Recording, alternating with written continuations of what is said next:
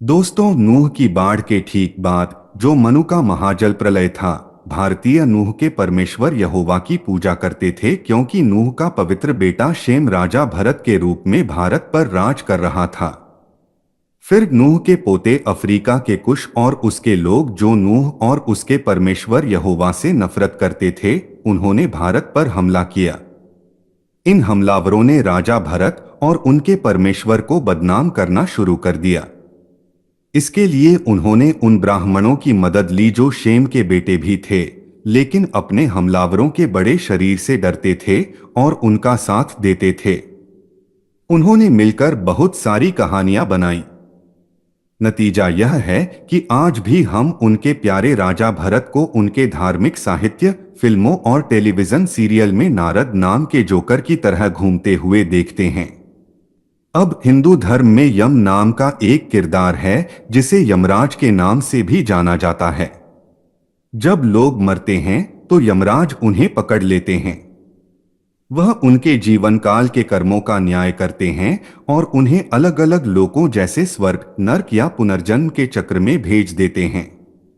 लेकिन मेरा सवाल यह था, क्या उनका किसी से कोई रिश्ता है? क्योंकि हिंदू भगवान अक्सर इंसान होते हैं जिन्हें पूर्वजों के भगवान के तौर पर पूजा जाता है, और उनके रिश्तेदारों के कामों से यह पता चलता है कि इंसानी इतिहास में वह इंसान कौन था।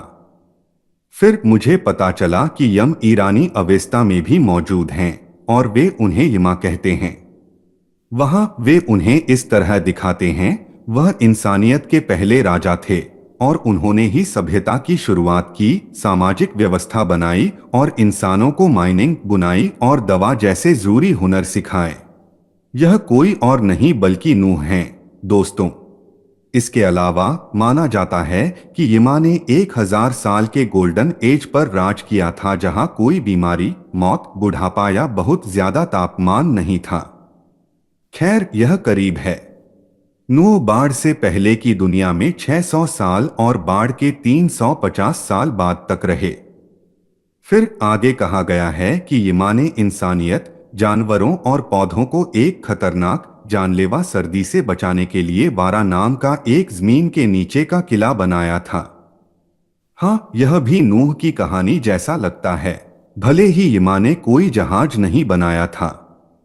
ऐसा इसलिए है क्योंकि यह कहानी पुराने बैक्ट्रियन लोगों को बताई जा रही है जिन्होंने कभी समुद्र या बाढ़ नहीं देखी जिसने पूरी धरती को ढक लिया हो। हालांकि यमा का राज उसके अपने घमंड की वजह से खत्म हो गया, क्योंकि उन्होंने धरती पर खुद को परमेश्वर की तरह दिखाना शुरू कर दिया था। इसलिए उनकी दिव्य महिमा, जिसे ख्वारिनाह के नाम से जाना जाता है, जिसे मैं पवित्र आत्मा कहूंगा, एक पक्षी के रूप में उनसे दूर हो गई। यह सच हो सकता है क्योंकि मैंने ऐसे ही दावे सुने हैं कि नूह ने लोगों को उसकी पूजा करने की इजाजत दी थी। भगवान नहीं चाहते कि हम ऐसा करें और उसकी महिमा चुराएं। खैर, कुल मिलाकर हम यह समझ पा रहे हैं कि वे नूह के बारे में बात कर रहे हैं। अब मुझे यह भी उम्मीद नहीं है कि अवेस्तान का ब्यौरा बाइबल जैसा ही होगा, क्योंकि उनका धर्म हाम ने शुरू किया था, जो कुश का बुरा पिता था और भगवान का सबसे बड़ा दुश्मन था।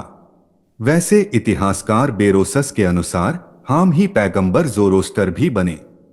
इस तरह यमा ही नूह यानी मनु है। दोस्तों, तो अगली बार जब आप यम के बारे में सुने तो आप बेफिक्र रह सकते हैं कि यह नूह ही है जिसे कुशियों और ब्राह्मणों ने भैंसे पर सवार होकर पदच्युत कर दिया था। देखने के लिए धन्यवाद।